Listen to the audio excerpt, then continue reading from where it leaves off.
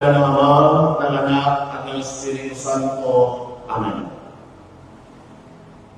Nitong mga nakaraang araw, habang ako'y naghahanda para sa pagninilay ngayong linggo, ang unang tumawag kaagad sa akin ng pansin ay walang iba kung hindi ang ikalawang pagbasa na siyang liham ni Apostol San Pablo sa mga taga-Tesalonica. Maraming magtataka kayo, Father, bakit? Sa kadahilanan na sa pananalita ni Apostol San Pablo, kahanga-hanga at pagpupuri ang kanyang nabanggit tungkol sa mga unang Kristiyano sa Tesalonica. Ano nga bang sabi niya? Itong nilalaman ng kanyang liham na ating napakinggan.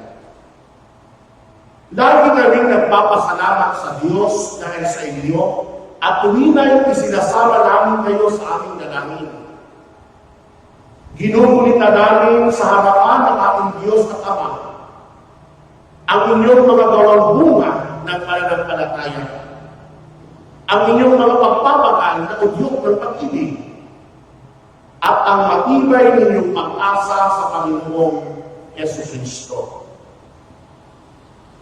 Nakatawag ito sa akin ng pansin sa kadahilanan na nitong mga nakaraang araw, nabalitaan natin at marahil ng ilan sa inyo nasaksiyan pa ang tinatawag na beatification of Carlo Acutis, isang napakabagong biyako ng simbahang Katolika. Dahil tutusin rin ang isang tao kapag siya ay iniimbestigahan kung ang kanyang pamumuhay nga ba ay nararapat sa daan ng kapalaran, tatlong katanungan agad ang ibinubungan.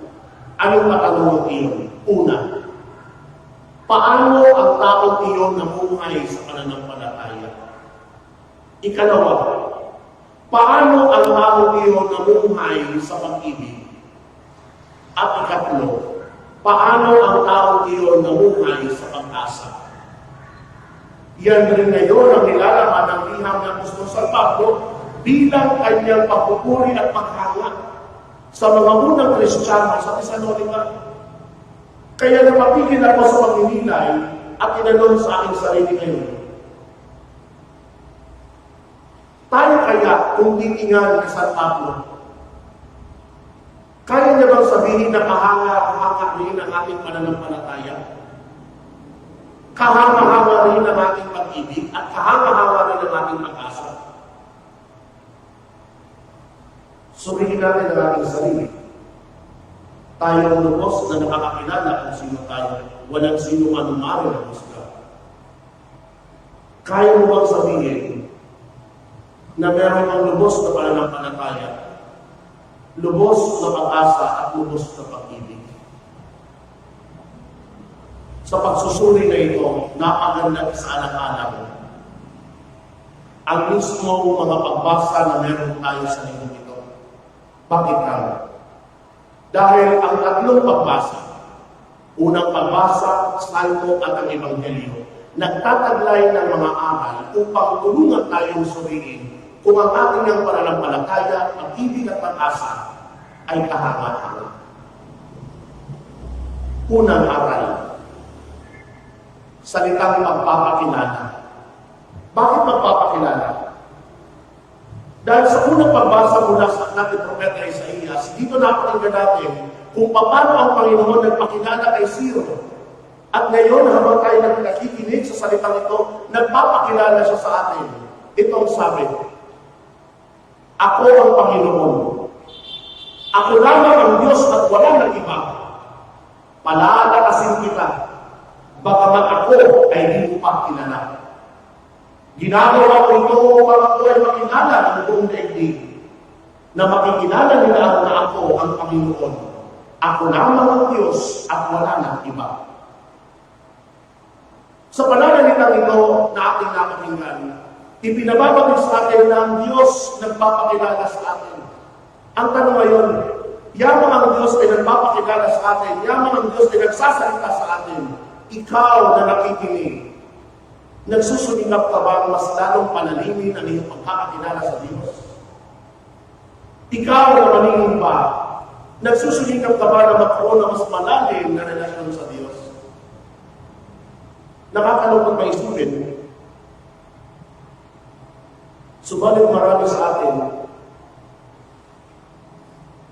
inilalagay na lamang ating sarili, magsisimba naman ako sa araw ng linggo, mapapakinggan ko ang salita ng Diyos.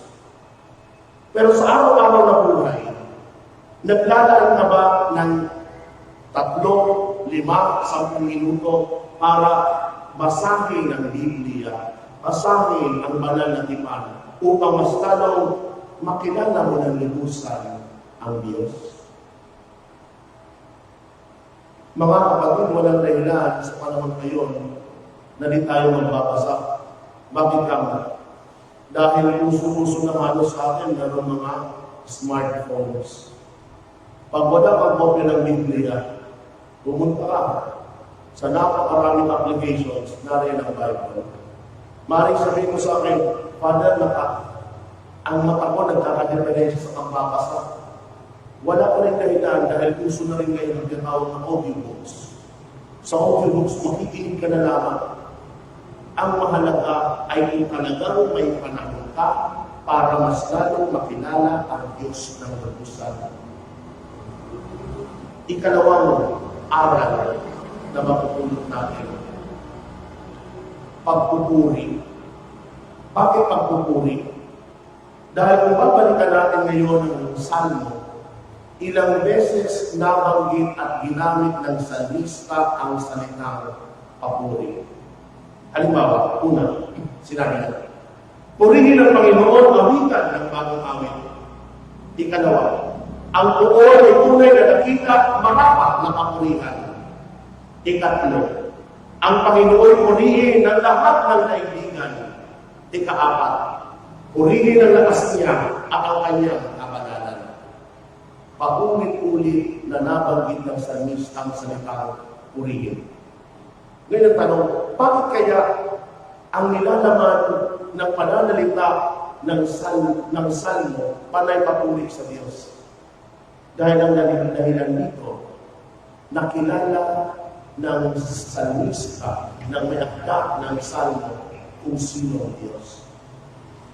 Tayo rin, kung lalalim ang ating pagkakakilala sa Diyos, ang ating sunod na gagawin ay magpupuri sa Kanya. Dahil doon, makikita mo na lahat pala na ginagawa ng Diyos ay para sa kabutihan ng bawat isa sa atin. At yamang tayo ang siyang nagiging o tumatanggap ng mga benepisyo ipinagkakalob ng Diyos. Anong pupuri mo sa Kanya? Papurihan siya. Pasalamatan siya. Kaya ang wika ng salmista, paulit-ulit na papuri sa Diyos dahil sa napakaraming bagay na ipinagkaloob sa Kanya. Ikatlo, paghahandog. Ang salitang paghahandog ang siya namang laman ng Ebanghelyo. Bakit ka? Naalala niyo po ba? Inutusan ng mga Pariseo ang kanilang mga alagad, kasamang alagad ni Herodes, na sinuin si Jesus. Ang kanilang katanungan kay Jesus, isang matalinong katanungan na may dalawang epekto kung magkamali na tugunan. Ang tanong ay napakasimple pero matalino. Sabi nila, Panginoon, nararapat ba magbayad ng buwis kay Cesar? Ibig tumutukoy sa emperador ng Roma. Na sinabi ko sa inyo, napakatalinong katanungan ito at may dalawang epekto. Bakit? Dahil kapag tinugunan ni Jesus ng salitang, nararapat kayong magbayad ng buwis kay Cesar, anong epekto? Yung mga Israelita na kanyang tagapakinig, magagalit sa kanya. At marahil nalikuran siya. Dahil para sa mga Hudyo, ang binibigay na buwis ng Imperyo ng Roma ay pabigat sa kanila. Ayaw nila kung tutuusin. Subalit hindi nila naging tukunis. Ganun din, hindi rin naging tugon ni Jesus na sinabi niya, hindi dapat kayo magbayad ng buwis kay Cesar. Bakit? Dahil may epekto uli yun. Anong epekto? Pag sinabi ni Jesus na hindi kayo magbabayad ng buwis, darating ang mga sundalo, uhulihin siya. Dahil ang pagsasabi na hindi magbabayad ng buwis ay gawain ng pagre-rebelde sa imperyo ng Roma. Kaya ano naging tugon ni Jesus? Hindi niya sinabing dapat o hindi. Ang tugon niya ay ganito. Meron pa kayong isang denaryo? Humingi siya. Nang ipinagkalap sa kanya isang denaryo, tinanong ni Jesus, kaninong narawat ang naririto at kaninong pangalan ang nakasulat? Anong tugon nila? Kay Cesar. At dito tumugon si Jesus ng napakatalinong sagot. Ang sabi niya, kung gayon, ibigay ninyo sa Cesar ang sa Cesar at sa Diyos ang sa Diyos. Minumuna tayo ni Jesus sa ating dalawang tungkulin sa pamahalaan at sa Diyos. Ang pagkakahandog na tungkulin ng bawat isa sa atin. Kaya nga, kung yung mapapansin, nagsimula ang ating pagkililay sa pagpapakilala o pagkilala. Sumunod sa pagpupuri at sumunod sa paghahandog. Dahil ang mismong salmista, dinagdag ang mga tagang ito. Ang pagpupuri ay iukol sa pangalan niyang banal, dumulog sa kanyang templo at maghandog ng mga alay. Ang isang taong tumanggap ng samot-samot biyaya sa buhay, may tungkulin na ibalik iyan sa Panginoon. Kaya nga tayo na mga mananampalataya,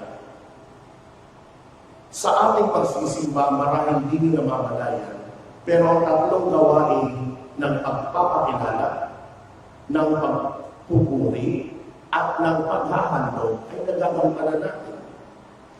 Halimbawa, nagsimba ka kaya. Kapag ipinapahayag ang salita ng Diyos, nagpapakilala sa Diyos, nagpapakilala sa iyo ng Diyos. At napakahalaga kapag tayo nagsisimba, lalong-lalo na kapag ipinapahayag ang salita ng Diyos, makinig ka o maigi. Dahil mas mainam na pakinggan mo ang salita ng Diyos na pinapahayag ng isang lektor kaysa sa sinasabi ko ngayon. Ang kaninang ipinahayag niya ay salita ng Diyos. Ang aking sinasabi ngayon, paliwanag lamang. Kung gusto nyo matulog, matulog kayo. Dahil walang pakuluhan ang sinasabi ko kung inakambing sa ipinahayag na salita ng Diyos. Sikapin natin na kapag tayo nagsisimba, lahat ng distraction, tanggalin natin yan kapag salita ng Diyos ay pinapahayag sa atin. Ikalawa, pagpupuri. Kapag tayo rin nagsisimba, isang gawain natin na makiisa sa gawain ng pagpupuri ay sa pamagitan ng pagtugon. Pagtugon. Paano? Kapag tayo umaawit, kapag tayo dinabati, tutugon ka. Kaya nga, hindi ka nandito sa loob ng simbahan para maging audience. Nandito ka sa loob ng simbahan para makiisa to participate in the celebration. At ang pinakamagandang pakikipagkakisa sa gawain ng pagpupuri ay walang iba kundi pakikisa sa mga awitin. Kaya nga palagi yung paalaala sa lahat ng choir, sa lahat ng member ng music ministry, kung kayo ay kakanta sa loob ng misa, sikapin nyo ng inyong mga awitin alam ng tao. Dahil kayo ay dapat magsilbing gabay nila upang sila ay makapagpuri sa pamamagitan ng awit. Dahil kung iniisip ngayon ng music ministry o ng kahit anumang choir, nakakanta sa misa, hindi na kasabay ang tao, papurihan sila, abay nagkakamali ang paglilingkod mo. You are not in the mass so that the people will praise you because of your voices, because of your performance. You are in the mass at the service of the people and at the service of God. Naglilingkod tayo lahat para sa isang gawain, magpuri sa Diyos. Ikatlo, sa loob rin ng banal na pagdiriwang ng misa, naroroon ang tinatawag na paghahandog. Magaganap yan mamaya. Maraming nasaksiyan ninyo o naobserbahan sa loob ng 4 na taon. Sa ating parokya, tinanggal natin ang tawag na collection. We do not call it collection. Kung hanggang ngayon tinatawag ng collection, you are wrong. Bakit? Dahil ang collection ay ang lamang sa BIR, sa customs, at sa kahit anumang sakay ng gobyerno. Ganun din. Pag pumunta ka sa parish office para magkabinyag, magpakasal, magpamisa, hindi mo dapat sasabihin na magkano ang bayad. Dahil hindi mo kayang bayaran ng binyag, hindi mo kayang bayaran ng sakramento ng kasal. Ang dapat na salita ay handog, alay. Dahil walang sino mang kaya sa atin na bayaran ang sakramento. Mga kapatid, mapapansin niyo, na kahit tayo ngayon, sabi natin balik handog ang ginagawa natin. Bakit? Dahil kung tutusin ang bawat isa sa atin, pinagkalooban ng Diyos ng napakaraming biyaya. Isang biyaya na meron ka ngayon, buhay ka. Isang biyaya na meron ka ngayon, malusog ka. Kahit sa gitna ng pandemya, maging ang pamilya mo, asawa, anak, malusog. Hindi ba biyaya yun ng Diyos na dapat itong pasalamat? At ganoon din, sa panahon ngayon, marami nawawala ng trabaho. Maaaring ikaw, meron mo ka ng trabaho, maayos, sumasahod. Hindi ba biyaya rin yun? Kaya sa samot-samong biyaya na pinagkakalog sa iyo ng Diyos, isama na natin yan ang pinakalakilang biyaya ng Diyos, ang ipinagkalog niya ang kanyang anak para ialay ng ang kanyang buhay sa ating kaligtasan. Handog niya iyon, ikaw ngayon, na tumanggap ng handog na yan. Ang tungkulin mo, magbalik ng handog. So, paano mo yung binabalik? Ang pinakamagaling o pinakamadaling kaya natin gawin ay magbabalik handog ng ating kayamanan. Dahil hindi lang lamang sa atin ang kayang maglaan ng kanilang panahon, ng kanilang talento para maglingkod sa simbahan. Kaya nga ang paghahandog natin ng ating yaman, ito rin ang kagandahan. Hindi natin sinasabi na ibigay mo ang ikapo na pinikita mo. Wala sa ating loob. Kung hindi sinusukat ang pagbibigay sa laki ng iyong puso. Dahil may ilan na higit pa sa ikapo ang kayang ibigay, anda ng kanilang pagbabalikan loob ng lubos-lubos dahil sa mga biyaya na ibinakalaw sa kanilang ng Diyos. Tatlong salita: pagkilala, pagpupuri, paghahandog. Kung naisa sa buhay natin yan bilang isang mananampalataya, kung naisa sa buhay natin yan bilang isang pamayanan dito sa ina ng mga dukha, titingnan man tayo ng salibabdo, tiyak kung paano niya hinamaan at pinuri ang mga unang Kristiyano sa Thessalonica dahil sa kanilang pag-asa, dahil sa kanilang pananampalataya, dahil sa kanilang pag-ibig. Ganon rin ang kanyang ipagkakalog sa atin na paghanga. Kung may sasabuhay natin ang lubos na pagkilala sa Diyos, ang pagpupuri sa Diyos, at ang pagkakahandog sa Diyos. Amen. Sa ngalan ng Ama, ng Anak, at ng Espiritu Santo. Amen.